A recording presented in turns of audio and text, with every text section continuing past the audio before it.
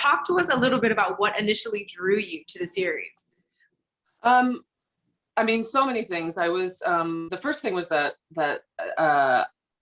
when I was first approached about Riviera, I said, well, what's like the skeleton of the show? What's the premise that's going to carry us through however many seasons?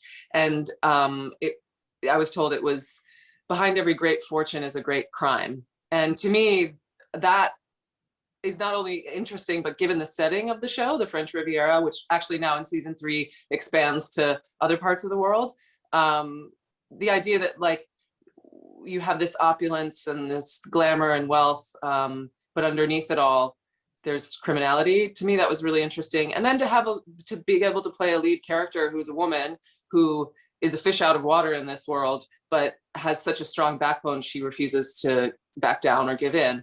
And then season 3 is just, it's bigger, and the conspiracy that Georgina finds herself wrapped up in has tentacles that spread all over the globe, and she ends up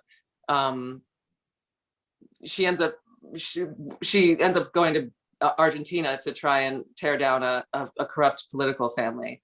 Okay. And the world of Riviera is insane when I describe it, but it's somehow along for the ride.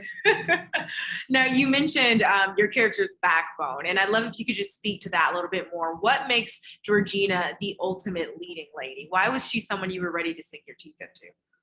I didn't know, I didn't know exactly where it was going to go when I first signed on, because you don't write the third season when you're just trying to finish the first one.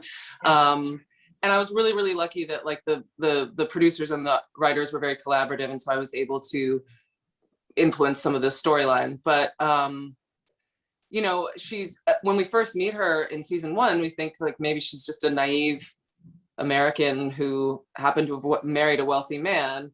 And then soon we discover that not only does she have secrets of her own, but that when she's faced with all this grief and tragedy, she will always surprise you in how she chooses to respond. And then by the time we pick up in season 3, she's been through so much that she decided that she's going to shed her past. She's going to distance herself from the Cleos family, from their fortune, start on her own.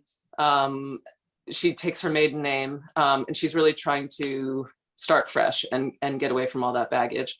But then she finds herself, she can't resist adventure and danger. So back into the thick of it she goes. Now, this show has been called one of the most glamorous since Dynasty, which is saying a lot because Dynasty was pretty intense with the glamour in the best way. How much fun was it for you shooting on location, particularly in the south of France? Oh my God, it was such a gift. It was such a gift, and especially this year when, we're all stuck at home and we can't travel as easily, or if at all. I look back on that time and I'm like, whoa, how lucky was I that we even just seasons 1 and 2 was largely the south of France, amazing.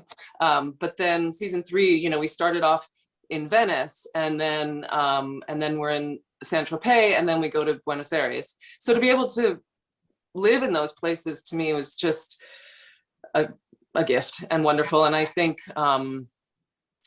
we enjoy, now more and more, we're going to enjoy watching Georgina traipse the globe, because we can't. None of us can, exactly. Talk to me a little bit about Georgina's sense of style. How does her fashion and her wardrobe sort of inform the character, and tell us a bit about who she is? Well, I think that, she's running in a world where the way that women show off their wealth is their fashion, the bags and the shoes and the jewelry. But Georgina does have a keen sense of taste, and also like she works in the art world, so she's got a design aesthetic, and so it's not just like she's showing off logos, which I appreciate. But yeah, we the men display their wealth with watches and cars, and the women show it off with heels and bags. Yeah. Have you ever been like, so I'm just gonna take this and go out tonight, or do you have to take it off? No, a lot of times they have security for the jewelry, so I'm not gonna mess with that. Yeah. And I bought. Well, this is the thing. Last season I bought a bunch of my wardrobe because I thought it was so special, and then I have nowhere to wear it. Oh my God! all the time. Oh, well, at least you have it. You can do fashion shows at home. You can give it to us via Instagram. You know, we'll enjoy the looks if no one else can. Now, you talked about the fact, obviously, you're in your third season. Has there been talk about a fourth season yet? Is that still up in the air? What can you tell us? We're not going to do a fourth season, at least not yet, because COVID, you know, the in talks about maybe a fourth season, we were thinking about Italy and the Amalfi Coast, and all of that would be amazing, but you know, it's just too expensive and too hard to coordinate, you know, this international cast and getting them there, and it would be a huge gamble, I think, for Sky, the studio, to hope that everything would be safe by the time we started shooting. It's just too expensive. Right. But okay. Third season for now. You never know what might happen. Really quickly though, I want to go back to kind of the beginning of your career too. You really made a name for yourself, obviously, initially in that string of massive teen hit movies. I mean, you were the it girl. What was it like for you coming into fame at such an early age and really just having to adapt? It was a learning process. I mean, I liken it to, you know, when you're in your early 20s, it's like being a baby giraffe. You're still kind of getting your legs and figuring out how to walk, so to speak. And I don't think that anybody should be quoted in print before they turn 30. So it was a lot of trial and error for me, but I was lucky that, you know, I was able to go to college. And I think that gave me a good perspective on what was happening in terms of becoming a recognizable actress, and it was able to sort of steer my focus in other directions so I wouldn't go crazy. You know, I wanted to address the fact, very exciting milestone. This year marks the 20th anniversary of the classic Save the Last Dance. I absolutely love that film. When you think about the fact that it's been 20 years, what do you think it is about the film that resonates all these years later? Because now there's this new gen. My, you know, little baby cousins are like, have you seen this? And I'm like, have I seen it? I was there when it first came out. I've never, you know, felt older. No shade to us, but you know, the new generation is still watching this film and they're still loving it. You guys really snuck in some really important topics in the film. What is it about the film that resonates to you still?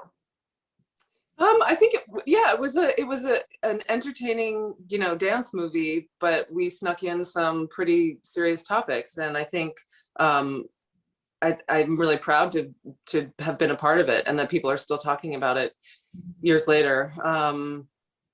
It's funny because when we were making it, I kept thinking, like, is this stuff really an issue anymore? Like, a black guy and a white girl can't date. And then now we see more and more how we have a long way to go before people are colorblind, you know. But I really love that it was an entertaining film, so you could kind of relax into the pop culture of it all, and then all of a sudden we're talking about more serious issues and more drama. Yeah. Do you have any favorite memory from set? Maybe working with Carrie or anyone else in the cast? Oh, they were all amazing. Kerry Washington, you could just feel like I don't know what it was in the air. You could just feel that it was her time. Like she was really ready to have her career launched. And oh, it was so fun. But I have a lot of FOMO. I feel like I was 19, so I was kind of underage. And in pre-production, I was doing all the ballet training like early in the morning. And Fatima, the choreographer, would take Sean and Carrie and then all the cast out with the dance crew to all, like, they just basically did like a circuit of all the clubs in Chicago. And I, nerd alert, was like, I can't go out because I have ballet in the morning. And I look back on that now and I really missed out. Oh man, okay, we should arrange a do-over. And by we, I mean, I have no way to arrange a do-over for you, but I feel like post-pandemic, you guys should make that happen. Yeah, if we don't have to make a movie, we just need to go out dancing just to make up for my time that was lost. Exactly, you deserve that time. Go dancing in Chicago with the crew. I can't wait to hear about it. Just really quickly, 10 Things I Hate About You, obviously another classic. Do you have any favorite memory from that film? It's way back in the memory banks, but yes, I mean, it was such a wonderful time for all of us. We were so young, and like, I think it was mostly pretty much the whole cast. It was like our first big break, and we just had so much fun together, and everyone was open-hearted and, you know, not jaded, and it was really an exciting time. Yeah, the casting director, Marcia Cross, said that out of everyone's chemistry, you and Heath were just next level. What was it like working with him specifically? Such an amazing talent, of course. Such an amazing talent, and so alive. Like he lived life to the fullest, and every moment he was very present. I see now, I didn't realize it at the time, but he was such a gracious actor. So the scene where I'm reading the poem and I start to cry, I did not expect to cry, and we did it in like 1 or 2 takes. But when we were done and they were going to turn the camera around and get his coverage, he was like, he didn't try and compete. He said, "This is your scene, and I'm just handing it over to you." Like he wasn't gonna start crying in the scene, and he wasn't gonna try and one up me. It was very much like, I'm handing this over to you. And I thought that was so mature of him. And he had amazing moments of his own in the movie, dancing on the stadium stairs and all that. So, but those just took a lot of like selflessness and maturity to be like, I don't need to upstage you. Yeah, there's a generosity there. That's beautiful. Yeah. Hearing that. And lastly, you were in a ton of teen movies. So what is your favorite? And you can't have been in it. Oh, my favorite teen movie? Yeah, yeah. Ooh, I mean, I love Mean Girls. Okay. And then I want to go kind of all the way back to the 80s. Like, oh my God, what is the one where John Cusack's holding the radio up? Say anything. Say anything. Thank Say you. anything. There we go. It's like I don't know. Okay.